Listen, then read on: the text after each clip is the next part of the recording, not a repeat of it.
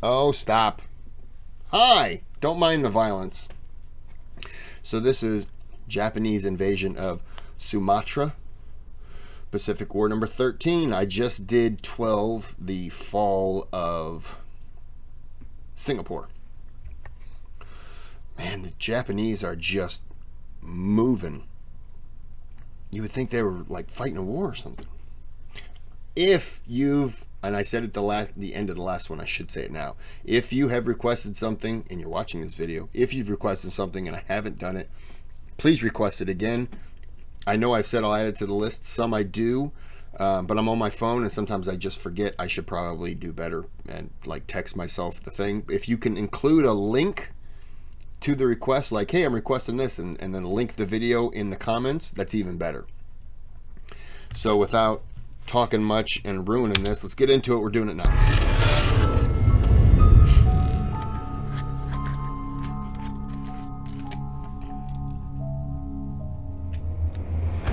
2 weeks ago, we covered the fall of the last key cities and airfields in Borneo, the Celebes and the Moluccas.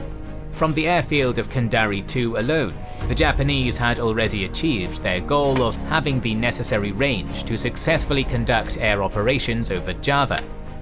Yet to be completely certain that their most important offensive was going to come to fruition, the Japanese commanders had decided that they first wanted to take southern Sumatra and the important airfield of Palembang. Last week we also saw the Japanese pierce the Malay barrier for the first time, with the capture of Singapore, and today they turn to Burma to start their advance on one of the most important British ports in Southeast Asia, Rangoon. Join us as the Empire of the Rising Sun commences the invasions of Burma and Sumatra. Clearly, conquest is a pretty uncertain way to grow a state's wealth, but for you there's a much safer option thanks to the sponsor of this video, Masterworks.io. At an estimated value of $1.7 trillion, projected to increase by... I was caught up on a cord. Sorry. Okay, we're good now. As we've covered previously, General Imamura had appointed the 38th Division of Lieutenant General Sano Tadayoshi to conduct the invasion of Sumatra.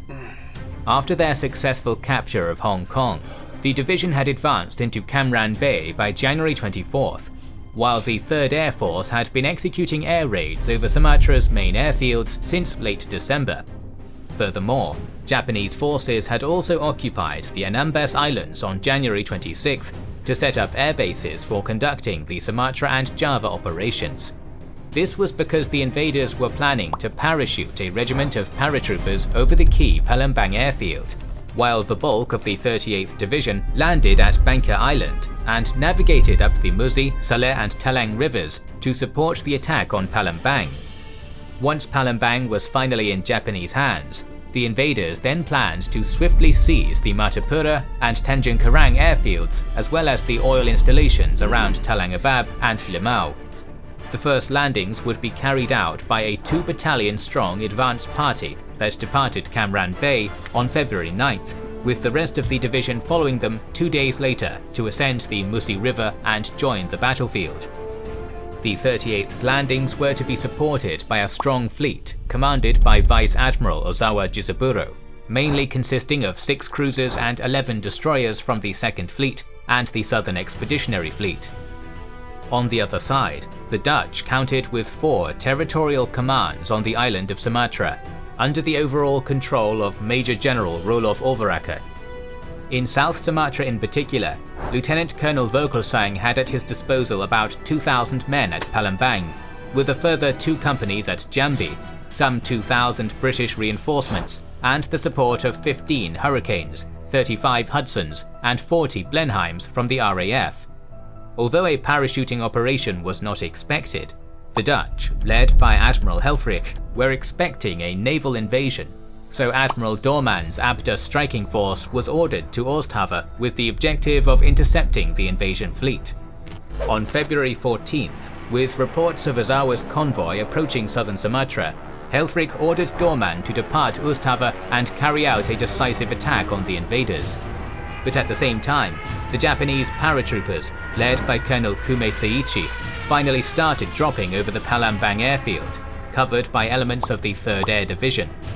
Despite the slow speed of the Japanese Ki-56 transports and the vigilant patrols of the RAF, the invaders achieved complete surprise in their paratrooper operation, aided by the dense smoke of the burned oil fields of Borneo and the Celebes. By midday, 180 men had been dropped into the airfield, with a further 90 men coming down on the oil refineries of Plajoa. I got a question. I know that when paratroopers are coming down, it is like against Geneva Convention, or they say you can't shoot them while they're in the air, the paratroopers. Did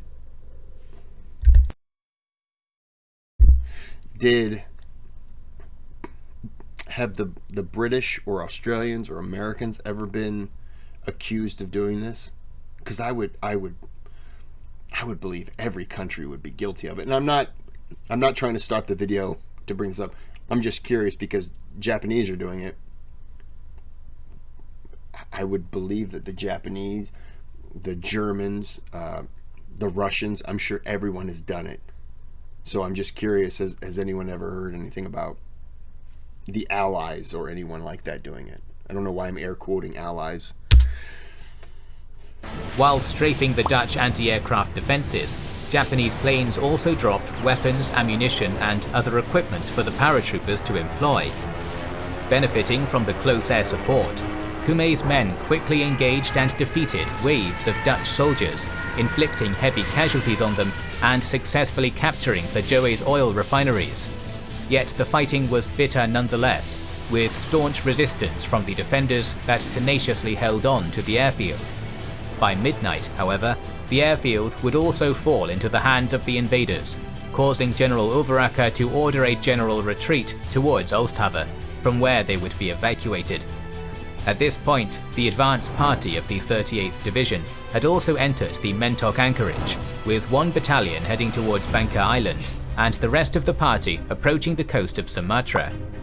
Meanwhile, in the early hours of February 15th, bad luck struck Doorman's striking force, as the Dutch destroyer Van Gent ran aground in the Stolza Strait and was lost due to the damage suffered. A couple of hours later, Doorman also lost the element of surprise when they were sighted by a Japanese float plane from the carrier Chokai. Air attacks soon followed, with Doorman recalling the outcome of the Battle of Makassar Strait and ordering his forces to pull back. While they retreated, Japanese bombers continued to drop bombs over the Allied fleet, but at the end of the day, only minor damage would be inflicted on the Allied vessels. Wow. This was, however, Doorman's second defeat at the hands of Japanese air power, leaving the Japanese invasion fleet unimpeded to proceed with its plans. In the meantime, and I want to reiterate, I'm not shaking my head in disgust of the fact that the Japanese are doing this. I'm shaking my head at just the fact that they move and they attack and everything is just, it's like it's so coordinated. 60 more and they just keep coming. That's what impresses me. More paratroopers were dropped over Palembang to reinforce the Japanese forces, which were conducting mopping up operations and were consolidating their gains. While the advance party successfully seized Mentok and its airfield, and under a rain of fire and bombs dropped upon them by the RAF aircraft, then started to ascend the Musi, Teleng and Saleh rivers en route to its objectives. Thus the invaders rapidly got to Palembang and successfully made contact with the paratrooper force. At this point, Kume and his men had advanced into the city of Palembang, and by nightfall, the 38th soldiers would help him secure the city. On the next day, contact would also be made with Plajoa's oil refineries, and the main strength of the 38th Division would finally arrive at the mouth of the Musi River. But meanwhile, General Sano ordered the Tanaka detachment of the advance party to advance south towards Tanjung Karang. Departing on February 17th, the Japanese quickly seized the Talangjima oil field, but their advance was bogged down by the swamp forests of the region. By February 19th, units of the Tanaka detachment managed to capture the Martapura airfield after a minor engagement, then continued their advance with haste. That same day, The Japanese had also completed their conquest of Banka Island, while Sano sent the Kanki detachment to capture Lahat and Bengkulu, and one infantry company to advance against Jambi. By dawn on February 20th, the Japanese had crossed the Manda River and had gotten to Tanjung Karang. But despite their efforts, most of the Dutch defenders had been evacuated from Oosthaven on February 17th. The invaders could only catch a glimpse of the rearguard of the defenders as they sailed away on 2 gunboats. The Tanjung Karang airfield would be captured on February 21st at long last, then being quickly put to work for air operations against Java. On this day, the Kanki detachment also departed Palembang and captured Lahat on the 22nd, Lubuk Linggau on the 23rd, and after crossing a mountain range, Bengkulu on the west coast on the 24th. Jambi would finally fall into Japanese hands on March 4th, concluding the invasion of southern Sumatra. The operation had been a huge success for the Japanese Empire, capturing several airfields and oil refineries that could further aid the war machine of the rising sun. Although most of these were in a pretty bad state, the invaders would quickly set out to repair them so that they could put them to use for the empire. The Japanese were also planning the invasions of Bali and Timor, the last of Java's Johor before the main operation of the Dutch East Indies campaign. Although we'll cover Timor in more detail next week, the capture of Bali was assigned to the Kanemaru detachment, consisting of a battalion of the 48th Division under Commander Kanemaru Matabe. They had travelled to Makassar by February 15th, from where they would finally depart 3 days later, escorted by a support fleet consisting of the cruiser Negara and some 7 destroyers. Concurrently, when Admiral Helfrich discovered that the objective of the invaders was Bali, he quickly met with Doorman on February 18th and devised a very flawed plan for a counterattack. Since the vessels at the disposition of the Dutch— You never want to hear, he got a flawed plan. It's never a good start to a plan. admirals were scattered and coming from different bases, the plan was for the attack to develop in 3 stages, with each group attacking separately against what they believed was a large Japanese force. In all fairness, instead of a counterattack, this plan looked more like a raid. But despite their hastiness to stop the invasion, the Japanese had already entered the Sanno anchorage by midnight, successfully landing on Bali in the early hours of February 19th and jeopardizing the entire point of the Allied attack. Upon landing, the Kanemaru detachment headed westward under heavy rain and quickly seized the Denpasar barracks and the Kuta airfield almost without resistance. This effectively neutralized the Allied presence in Bali, and the key town of Singaraja would finally fall a week later. But on that day, while the main naval force stood by for support on the sea east of Sepanjang Island, 4 Japanese destroyers of the 8th Destroyer Division and the troop transports got attacked by a relentless aerial bombardment that hindered their efforts and damaged one of the transports. In fear of losing it, the destroyers Arashio and Michishio escorted it back to Makassar, while the destroyers Asashio and Oshio remained in the Sanno anchorage until disembarkation was completed and finally departed after dark. These 2 destroyers were about to face the first group of the Abda striking force. Shortly before midnight, Dorman deployed his 2 cruisers and 4 destroyers on the Badung Strait, ordering the cruisers to engage with gunfire and the destroyers to then attack with torpedoes. This was a poor plan, and it was also poorly executed due to the slowness to fire of the Dutch cruisers, with one of them not even opening fire. In the ensuing firefight, the Asashio was hit on her searchlight, but she also quickly scored a hit on the cruiser Java, causing some minor damage. This prompted the Dutch cruisers to race off to the north and break contact. Afterwards, the Japanese were engaged by the Allied destroyers, which caused heavy damage on the troop transport. But the Asashio yet again saved the day, isolating the Dutch destroyer Pitane with great technique and mercilessly sinking her enemy.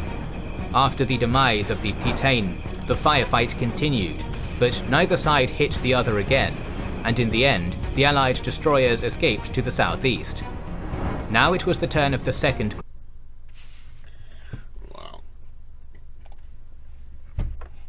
I don't what to say anymore. I mean, I keep repeating. It almost seems like they're just not prepared. It was a bad plan. I mean, it was a bad plan. Can't get mad. It was the turn of the second group, but the Japanese were to be reinforced by the Arashio and Michishio returning from Makassar. 4 destroyers and 1 cruiser entered the Badung Strait and started to fire torpedoes against the anchorage, where they believed the enemy would be. At this point, the main Japanese naval force had also been alerted, and the Nagara was steaming to the area. But meanwhile, the Asashio and Oshio spotted the American destroyers and quickly engaged them in an intense firefight which saw the Stuart getting severely hit and damaged. The result was pandemonium. Parrott nearly ploughed into Stuart, which was leading the destroyers, while John D. Edwards avoided Parrott only by making a hard turn to starboard. The Japanese destroyers then shifted their attention to the cruiser Tromp, pounding the Dutch vessel and causing extensive fires. In return, Tromp scored a hit on the bridge of the Oshio and also inflicted heavy damage on her. The Asashio took a single hit forward on her bridge that killed 7 of her crew. As a result, all 3 ships then broke contact. And to the north, the Arashio and Michishio were caught by surprise by the American destroyers, suffering a deadly crossfire that caused huge damage on the Michishio. The Tromp also turned to her and scored a tremendous hit on her engine room, which caused her to stop. But before finishing the Michishio off, the Allies promptly disengaged and escaped to the northeast. 8 torpedo boats of the 3rd group then entered the scene, but they would never get into attack position and would have to return to Surabaya without achieving anything. All in all, the small Japanese destroyer division had fended off Doorman's attack admirably, and had even inflicted more casualties than the attackers, sinking 1 destroyer and severely damaging the Tromp and the Stuart, which would later have to be scuttled after an accident in a repairing dock. Yet again, Doorman failed to score a local victory against the IJN due to his poor planning and ineffectiveness. Now we turn to Burma, where we had left off Brigadier Smythe on the Bilin River, unable to further retreat to some better defensive position behind the Sitang River due to the refusal of General Hutton. Brigadier Smythe would call it a disastrous decision. Back on February 6th, while General Wavell visited Burma and encouraged the defenders to take back all the lost territory, the Japanese 33rd Division of Lieutenant General Sakurai Shozo had crossed into Burma to the north of Mulmain to cover the flanks of the 55th Division. With his flank now secured, General Ida decided to continue his invasion of Burma on February 7th. From Mulmain, he first set out to cut off the 2 Indian battalions that still resisted at Martaban. In response, the defenders attempted a bayonet charge against the roadblock, and subsequently marched through difficult terrain for 2 days. Then, from February 10th onwards, Ida sent his forces on several night assaults against Indian forces at the Kuzek Pa'an area. Despite the brave resistance of the Indians, by the morning of February 12th, the invaders began to get the upper hand and successfully pushed back the defenders. This left Smythe's position at the Bilin River extremely vulnerable, and the Japanese general quickly set out to exploit this. On February 13th, the 214th Regiment advanced rapidly across the Bilin River some 10 kilometers north of Bilin town, while the 215th Regiment outflanked the Indian positions at Duyanzake to cross the river at Yinon. Although reinforced by the 48th Indian Brigade, Smythe's forces were in bad shape and were widely outnumbered by the 2 Japanese divisions. A series of confused skirmishes and fierce jungle fighting ensued in the following days, with the 214th trying to break through the Indian defences, but to no avail, as Smythe's men were still holding their ground by February 18th. Nice. On that same day, though, the British commander discovered that enemy forces were threatening to outflank him, so he committed his last reserves to contain the invaders, while Hutton himself travelled to the front lines to assess the situation. The next day, seeing that the enemy had advanced in full strength, Hutton reluctantly gave permission to withdraw to the Sitang River. Under the cover of darkness, Smythe rapidly began moving his forces towards the Sitang Bridge, with the 16th and 48th Indian Brigades marching to Kyagto, the first step of the 48-kilometer difficult retreat through thick jungle. Just like Hutton's decision to stay at the Billion River, this retreat would turn out to be a disaster. Next week, we'll cover the Battle of the Sitang Bridge in Burma and the continuation of the Dutch East Indies campaign with the invasion of Timor and the crucial Battle of the Java Sea. So make sure you are